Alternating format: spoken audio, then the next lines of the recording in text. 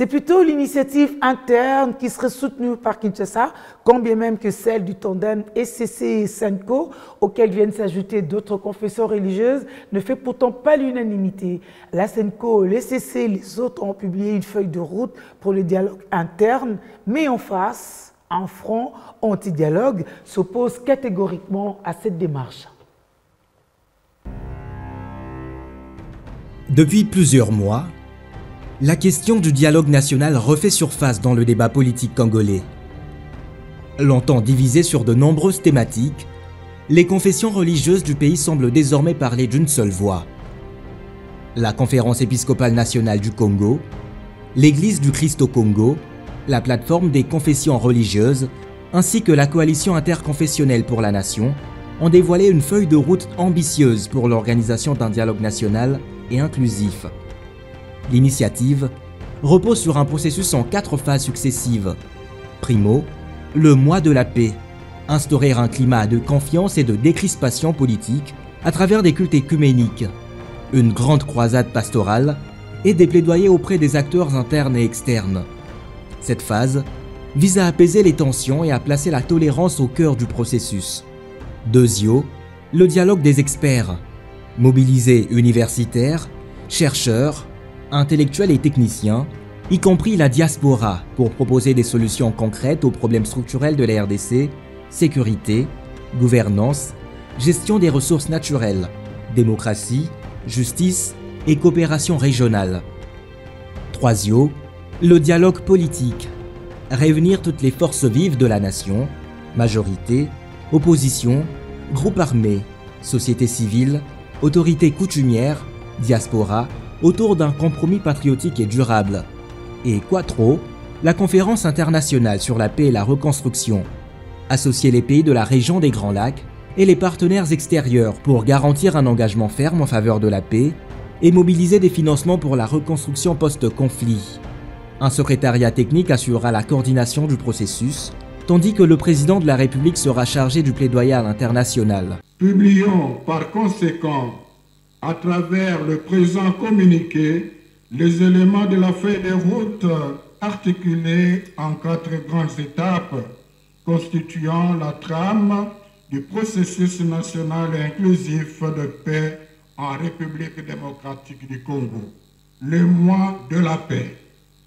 Pour un climat de confiance mutuelle et de décrispation politique, cette première étape marque une transition stratégique entre le contexte de méfiance et le contexte de l'acceptation mutuelle en vue de mettre les uns les autres dans les conditions préalables à un dialogue national et inclusif. Si des leaders politiques comme Martin Fayulu ont salué cette initiative en félicitant l'engagement des religieux dans la recherche de la paix, des voix discordantes persistent. Le Conseil interreligieux congolais, dirigé par le pasteur Dodo Kamba, critique un processus jugé insuffisamment inclusif et soupçonne l'existence d'un agenda caché. Le tandem SENCO, SCC et même d'autres qui se sont alliés après, derrière eux partagent les mêmes avis, disais-je. Mais il y a aussi une autre tendance qui ne voit pas les choses de cette manière. Il faudrait leur aussi accorder l'oreille, qu'on écoute aussi ce qu'ils pensent, les autres chefs religieux ou les autres confessions religieuses. Ce serait équilibré. Et puis, il faudrait tenir compte en même temps de la laïcité de notre pays pour ne pas seulement laisser une seule tendance apporter des initiatives, des idées qui soient acceptées au niveau international. Il faudrait qu'ils tiennent compte de ces paramètres-là. En parallèle, un front anti-dialogue conduit par Dieudonné Nkishi s'est constitué et a lancé une pétition contre la tenue de ces assises.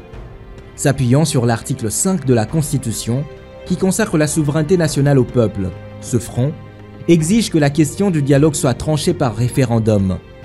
Nous disons non au dialogue pour défendre la souveraineté du peuple congolais, seule source du pouvoir, article 5 de la Constitution. Nous disons non à tout dialogue politique en dehors des institutions constitutionnelles, car le peuple a déjà tranché et a donné des mandats à ses élus. La démarche des confessions religieuses s'inscrit dans une longue tradition congolaise des négociations politiques. Car depuis l'indépendance en 1960, la RDC a connu plus de 40 dialogues et conférences nationales. Le plus marquant reste celui de Sun City en 2002, qui avait abouti à la mise en place d'un gouvernement de transition et à des engagements solennels, dont celui de ne plus recourir aux armes pour accéder au pouvoir. Pourtant, moins d'une décennie plus tard, le pays a assisté à la résurgence des violences armées, avec l'émergence du CNDP puis du M23, sans compter la multiplication des groupes armés, désormais estimés à plus d'une centaine dans l'est du pays. Cet échec historique interroge. Pourquoi ces dialogues n'ont-ils jamais abouti à une paix durable? Pour éviter que ce nouveau processus ne soit qu'un énième rendez-vous manqué, plusieurs conditions semblent indispensables. Un véritable esprit d'inclusivité, associer toutes les parties prenantes, y compris les plus réticentes, pour éviter un dialogue partiel et biaisé. Des mécanismes de suivi contraignants, contrairement aux précédents dialogues, il faudra mettre en place des engagements vérifiables, assortis de sanctions en cas de violation. L'implication régionale et internationale. La crise dans l'Est n'étant pas uniquement congolaise mais régionale, l'adhésion des pays voisins et des partenaires internationaux est cruciale. La volonté politique, car au-delà des textes et promesses, seule une détermination sincère du leadership national à rompre avec la logique de la guerre et du partage du pouvoir à court terme permettra d'ouvrir une perspective nouvelle. Dans ce processus, il y a des responsabilités. Il y a des gens qui ont pris des décisions pour qu'on en arrive là où nous sommes.